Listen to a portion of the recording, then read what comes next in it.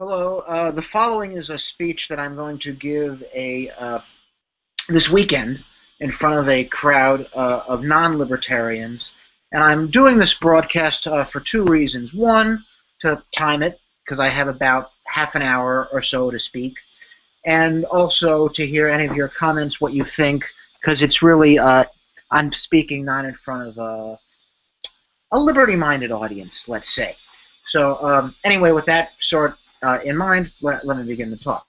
Um, the following speech is going to be about private and public incentives. I gave a speech last year called The Myth of the Rule of Law, and I really didn't talk in terms of consequentialism. I spoke more in terms of ethics and deontology, and I'm not really going to do that during this speech because for a few reasons. One, I don't think it's as persuasive. I think that we live in a world, unfortunately, where a lot of people are consequentialists. And if I were to say, well, the government is immoral, and therefore we should have a free market, people are going to say, well, how do I know what produces good results? I don't care that it's immoral. I care about the results. So I'm not going to speak coming from that point of view. Instead, this speech is going to be solely consequentialist based. Okay. Before talking about private versus public incentives, I think it's important to define terms. One of my sisters is a total opposite political views as me. She's a socialist, and that's not a derogatory name. She identifies herself that way. And she's very big on social justice. She works for social justice. She talks about it a lot and advocates for it. And I said to my sister once, I said, what is social justice? Can I have a definition, please, of what social justice is? And my sister responded, that's a good question. I'm going to have to get back to you on that. Sounds sort of odd, being able to defend something and not know what it is. So before talking about the incentives, what is private or public? Well, first, private and public are euphemisms. It really should be government versus non-government. So let's define these words first, and then I'll talk about incentives. I'm going to try to go through this definition as quick as I can, but I think it's important to define words accurately so we know what we're talking about. Private, or aka governmental, or the state. So what is the state? The state, and this definition does not originate with me. Max Weber, a sociologist in the 1800s, defined the state this way. Ayn Rand defined the state this way, certainly no anarchist. And I would define the government as a legitimized, which is not the same as legitimate, legitimized monopoly of coercion. It must have all three. If it's not legitimized, it's not part of the public sector. It's not the state. If it's not a monopoly, it's not part of the state. And if it's not coercive, it's not part of the state. It must be all three. How is it legitimized? Well, most people advocate a state. How is it a monopoly? It restricts competition. Not naturally. The government is not a natural monopoly. The government is a coercive monopoly. It says, you act like me, and we're going to ruin your life. The government, which is apparently a useful, good service, if anyone attempts to act identically to the state, they are viewed as a bad person. Seems sort of odd, right? I mean, if government does good things, why do you only want government to do certain things? Why do you want to limit goodness? You only want to limit badness, right? So if government is truly doing good things, more people should act governmental, and more people should act like the state, if that was truly the case. But government says, no, if you act like me, if you print your own money, make a post office, such as Lysander Spooner did, where he was known as the father of the 5-cent stamp. He ran a private post office called the American Airmail Company in the 1800s, and his rates were so good that the public post office had to lower their rate to 3 cents. and they didn't want to lower it any further, so they shut him out of business. And then he wrote two articles, one called The Unconstitutionality of the Post Office, and another one called Who Will Deliver the Mail? You're not allowed to have your own private court system. So the government is a monopoly, and it's coercive in two aspects. One, it's coercive against people who decide to compete with it and act like the government, and it's coercive by making sure that people follow its dictates, which are euphemistically referred to as laws. Okay? Not rules, laws, right? So that is the government. By the way, do you know what else defined the government as a legitimized monopoly of coercion? Well, actually, he didn't define it that way. He ignored a key aspect in his definition, which is legitimized. He said the exact words were, a nation state is a monopoly of violence, which is clearly untrue. If I decide to punch you in the nose, I'm engaging in violence. I don't become part of the government apparatus. But you know what defined the government that way? Barack Obama. The President of the United States would agree with my definition of the government. So I don't think it's that radical a definition. What is the market? The market is defined as voluntary exchange. If it's not voluntary, it is not part of the market, right? Coerced exchange is part of the public sector. It's not part of the private sector, okay? What makes something part of the market isn't going into a store and buying something. It's that you choose to buy it, right? Obamacare is a perfect example. Obamacare is forcing people to buy a good, mainly health insurance. But that's not part of the private sector because it's forcibly imposed on people. You have no choice but to buy it, or you will get fined. Okay? So it's not voluntary. So that is the definition of the private versus public.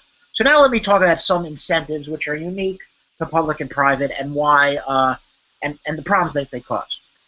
One problem which is unique, for this discussion I'm going to talk about, limit my, when I talk about the private sector to democratic governments. For a few reasons. One, I'm a snob, and that's sort of the government that I live under and that you live under.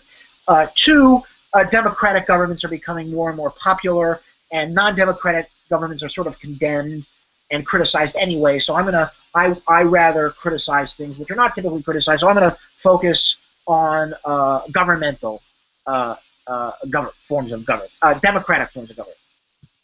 So one problem unique in the public sector is the problem of concentrated benefits and dispersed costs. So what are concentrated benefits and dispersed costs? Exactly what it sounds like. A small group of people get the benefit, and the costs are paid for by a large group of people. So for example, the government wants to get votes. And one way to get votes is through vote for, I'll scratch my back. If you scratch my back, I'll scratch your back. Vote for me and I will give you money. So the government makes promises to give certain people money.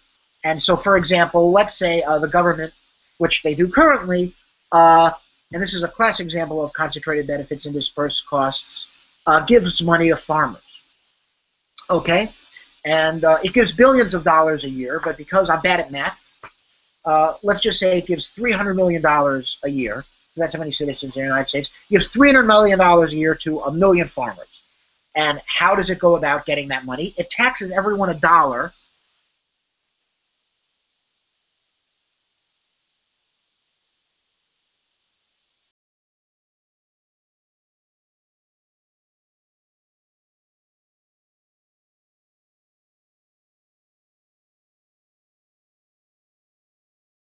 To end that program. $1. Most, right? To spend more than $1 is irrational. Why am I going to spend more than $1 to stop a program that's costing me $1? I'm not going to do that. Now, obviously, it's costing you more than $1 because by giving farm subsidies to pay them not to farm, that causes an increase in agriculture, and it limits competition for goods. So obviously, in a sense, you are losing more than $1, but the average layman doesn't know that. So the government's taking $1 from you. You're only going to spend $1, which is pretty much nothing, to stop the program. You're not going to dedicate $2 to stop a program, even if it's destructive, because they're only taking $1 from you. But the farmers are getting paid millions of dollars each. There's a small group of people getting paid millions of dollars each. They have a way higher incentive to continue the program and make sure the program doesn't die, even if it causes bad results, because they're gaining much more than the average taxpayer is losing. So that is a problem of concentrated benefits and dispersed costs. Likewise, the average taxpayer might not even know that he's being fleeced. He might not know how much is going to what special insurance. After all, if you count your money and $1 is missing, you may not notice. You may not know, I thought I had $1. Is it missing? But if you get millions of dollars, you know that. No one's going to miscount millions of dollars, right? So the farmers are aware that they're getting a paycheck from the state, and the taxpayer may not even be aware that he's getting fleeced. So that is a unique problem, absent from the private sector, which is not about giving benefits to certain groups of people at the expense of others. That is unique to the public sector. Another problem with incentives, we've all heard this cliche, at least I know I have. I hope you've gone through the same misery as I have, of, well, if you don't like what the politicians are doing, you can vote them out. Now, obviously, there are a few problems with this theory. One is, well, I can't. Millions of other people also have to hate what they're doing. And we have to organize, right? In the private sector, I simply choose not to purchase a guy product, and that's it. I don't have to deal with him anymore, right? I don't have to get signatures from thousands of millions of people and hope other people think likewise in order to stop the politicians from taking my money, where in the private sector, I just don't go to the store. I don't need to get millions of signatures first. So it's much easier in the private sector. But beyond that, if someone's going to say, well, if you don't like what the politicians are doing, you can vote them out of office. Well, in order for that to be true, people have to know what the politicians are doing. And they have to know which politician is responsible for what. If everyone blames the President of the United States, or everyone blames the mayor, there's not two people in this country. There's not just 50, there's not just a mayor, different mayors, and then the president. There are thousands of bureaucrats, millions of bureaucrats. There are thousands of politicians, and it's important to know who is responsible for what. If you don't know who is responsible for what, you can't fire them out of office, right? You have to know what they're doing first. And this is a problem which economists refer to as rational ignorance. What is rational ignorance? Rational ignorance is the idea that it takes time to obtain knowledge. And leisure is a enjoyable good, and time is a limited good. So you have to sacrifice leisure, and you certainly have to sacrifice time to obtain knowledge. But you're only going to do so, if you're a rational person, if you get benefit from obtaining that knowledge that you wouldn't have if you remained in a state of ignorance. But if you get no benefit from being knowledgeable, if the result is the same, whether you obtain knowledge or whether you don't, you are going to remain in a state of ignorance, but the state of ignorance will be rational, because it's irrational to waste your time obtaining knowledge when the knowledge won't get you anything more than being in a state of ignorance would. So let's talk about voting. How many votes does a person who studies hours and hours about each candidate, knowing what the candidate is responsible for, what their voting record is, what their positions are, beyond just the rhetoric, how many votes does that person get? One. His vote, he gets one vote. How much does an ignorant person who votes at random get? One. A knowledgeable person and an ignorant person get an equal amount of votes. Well, if that's true, what incentive is there to be knowledgeable? If my vote is going to be worth the same as someone who's ignorant, I don't get more benefit if I'm knowledgeable. Let me give an example. Let me give two examples. One, suppose you're in school and the professor says to you, you are going to get a C on a test. No matter how you study, you're going to get a C. If you don't study at all, you're going to get a C. If you study for 10 hours, you're going to get a C. How long do you think you're going to study for the test? Well, if you're a rational person, not at all. If I remain ignorant, I can still get a C and not a D and an F. And since I can't get higher than a C, it's irrational for me to study for hours and hours and hours, because no matter what, I'm not going to get a better grade. No matter how knowledgeable I am, my voice is worth the same in the political arena. So let me give two examples, one in the private sector, one in the public sector, to talk about rational ignorance. You know nothing about cars. You're ignorant about cars, and you decide to buy a car. You just go to the nearest car shop, you walk down the street, you say, "Oh, there's a car shop," and you just pick a car you like at random. And maybe you get lucky. Maybe the car works well. It does a good job. Maybe the person who's selling it to you is doing his best to direct you at which car you should get. Well, let's suppose, you get a bad car. It's slow. It drives badly. You and you alone are punished for your ignorance of not being knowledgeable before you bought the car. Yes, other people share the road with you. If you're a slow driver, that annoys other people, but you're the one who suffers the greatest. If you need to buy a new car, if it burns or if it gets destroyed earlier because you didn't know anything about cars, who's paying for that bad decision? You are. And that decision can be rectified in the future by obtaining knowledge. You and you alone can change whether you have a good quality car or a bad quality car by obtaining knowledge. You are not drowned out by the ignorant masses bringing you down and being punished for obtaining knowledge. No. Rather, you obtaining knowledge can affect an outcome in the future better. Mainly, to use the analogy I gave earlier, it's not like no matter what you do, you're going to get a C on the test. This is, if you obtain knowledge, you get a better car in the future. But that's not how it works in the public sector. In the public sector, if you're knowledgeable, your vote is worth the same, and perhaps, you know who the best candidate is. You know what their record is, but the masses are ignorant. They just vote for the guy who they think is the sexiest, or who's the most charismatic, or the one who's nice to his wife, or has a nice, cute dog, or whatever stupid reason they vote.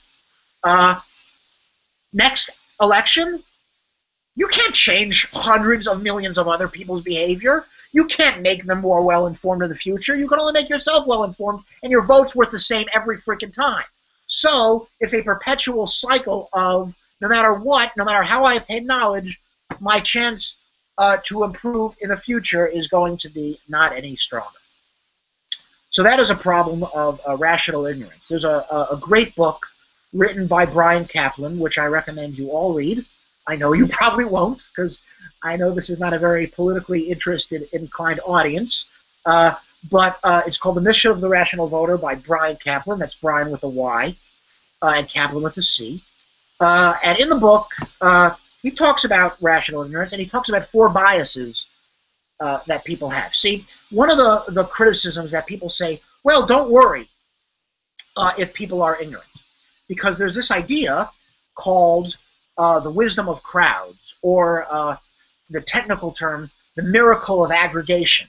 So yes, even if the majority of the masses are ignorant and vote at random, they cancel each other out.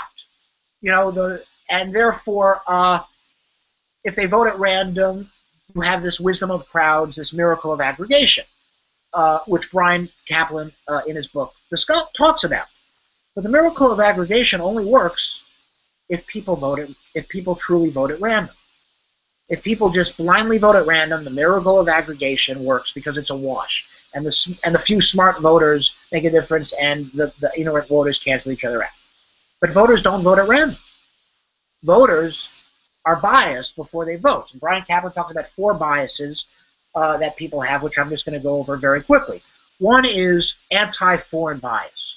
So free trade is good for people.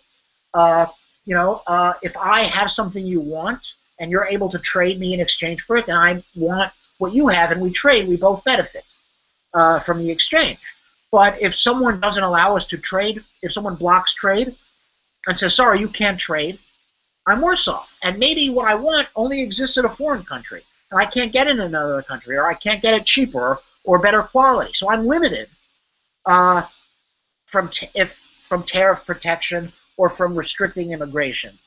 But because people have this anti-foreign bias, and because they also are rationally ignorant, they vote for candidates, not just at random, but candidates who they believe will enact bad policies such as protectionism and restriction of immigration. Another bias, and this is my personal favorite bias, make work bias. So one of the things you hear all the time, and this is especially true among the left, who criticizes Republicans for saying, oh, Republicans just believe that poor people are lazy, wanting to suck at the government tit. Well, this is a straw man and a caricature, and obviously bullshit, but it's not how hard you work, right? Your grade on a test, I'm a big fan of the test analogies, your grade on the test isn't determined by how long you study. It's determined based on what answers you answer correctly. That's it. Now, the harder you study, yes, the higher your chances are of knowing the material and answering questions correctly, but you can have a person who studies for an hour who gets a higher grade than someone who studies 5 hours. Simply working hard doesn't mean that you know more material. Simply being a hard worker doesn't necessarily mean you're more productive. So it's not based on the labor theory of value that things are worth a lot. In fact, I would argue that the opposite, that the less time it takes you to study for a test, and you get better, the same grade as someone who, if it only takes me an hour to study for a test, and it takes someone else 10 hours, and we get an identical grade and know the material equally well, I'm way more productive than him. I can study for 10 tests, getting the same grade as it would take him to only study for 1 test. So it's not the harder you work, the more productive you are. No, the quicker you're able to complete a task and do it well, that's the mark of productivity. It's not the more labor, the more time it takes. No, time is limited. It's not the more time. If you can do something in a quicker amount of time, same quality as it would take someone else to do it longer, you're more productive than it. So this make work bias, where the harder you work or the longer it takes you to do something, the opposite is correct. Okay, another bias Bryan Caplan talks about is pessimistic bias. I would like to add my own bias called optimistic bias that some people have. And pessimistic bias is everything will get worse in the future, everything's going downhill, and Bryan Caplan says actually things are getting better. I would personally argue that I think both views are wrong, that in certain ways things are getting better, and in certain ways things are getting worse. I don't think it's true that just because 20 years in the future everything will be better, and 20 years in the future everything will be worse. Certain things will be better, and certain things will be worse. More diseases may be cured, but maybe there'll be new diseases, maybe more deaths, I think it's a mix. And the final bias, no, I think that was all 4, right? Make work, anti-foreign bias, pessimistic bias, and anti-market bias, right? That everyone blames the market if something goes wrong. It's Wall Street's fault, it's the market, and if something goes wrong, they blame the market. Inflation, it's because people are greedy, charging bad prices. It's not because government inflates the money supply. Okay. So that's the problem of rational ignorance. Another problem, and another incentive that is unique with government is the economic calculation problem.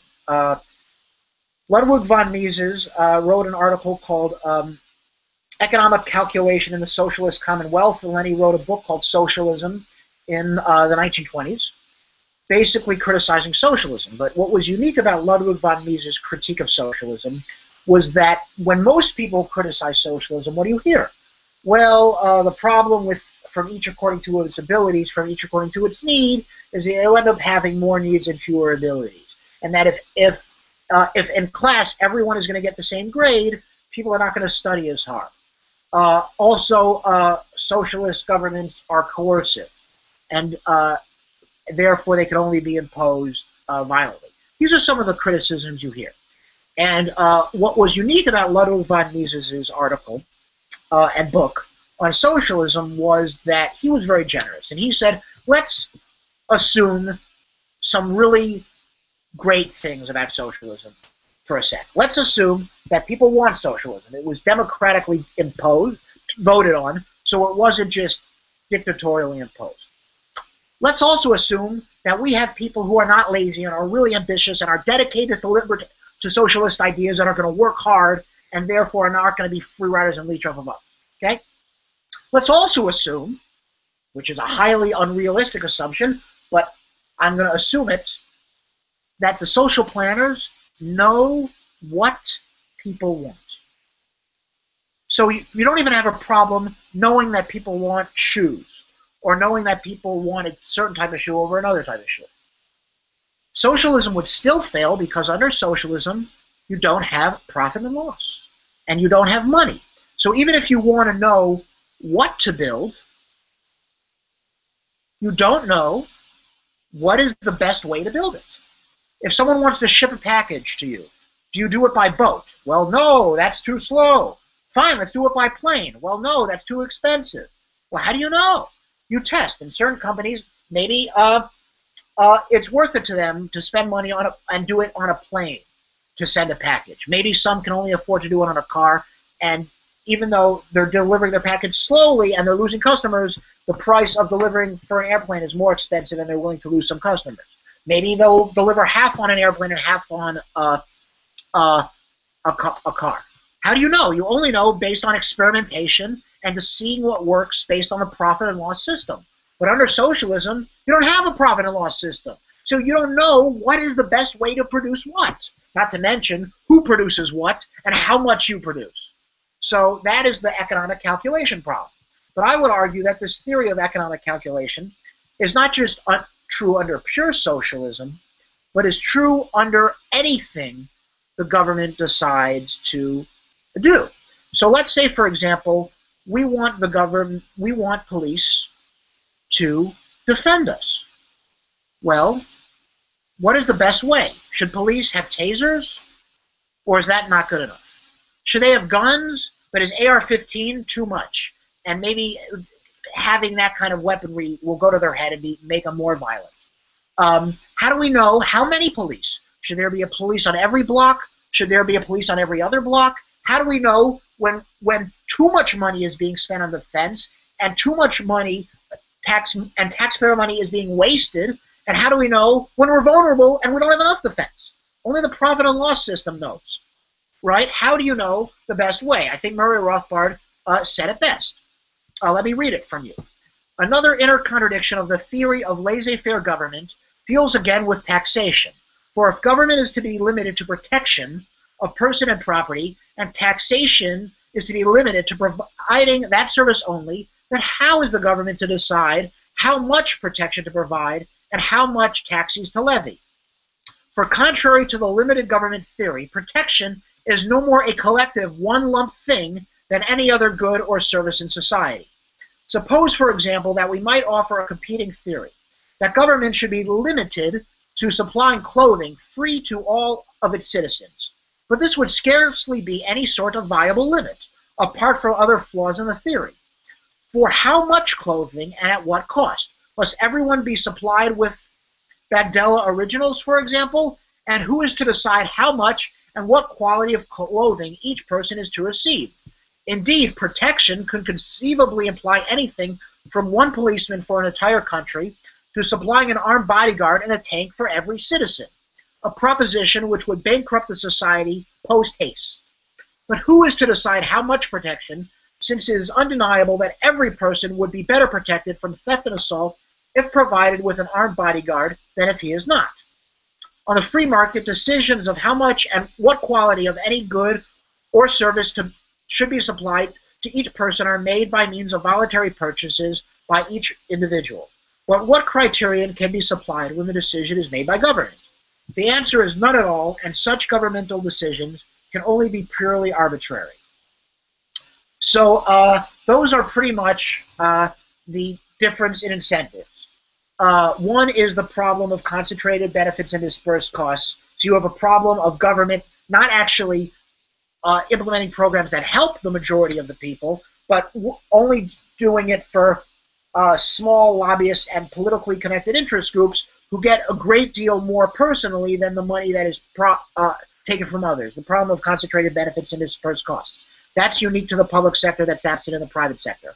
Also, rational ignorance is prevalent more in the public sector than in the market, because in the private sector, you pay for your own personal lack of ignorance, and it's not socialized among millions of individuals, and it can change in the future, whereas your vote is always going to be worth the same.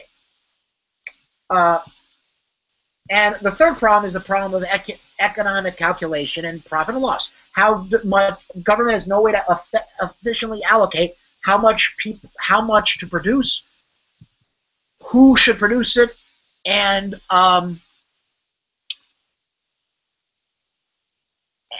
when is it too much to produce. So that is pretty much it. I think I've gone the full half hour, maybe even over. If you have any questions, I'd love to answer them, and I hope you enjoy the lecture. Thanks again for inviting me. Bye.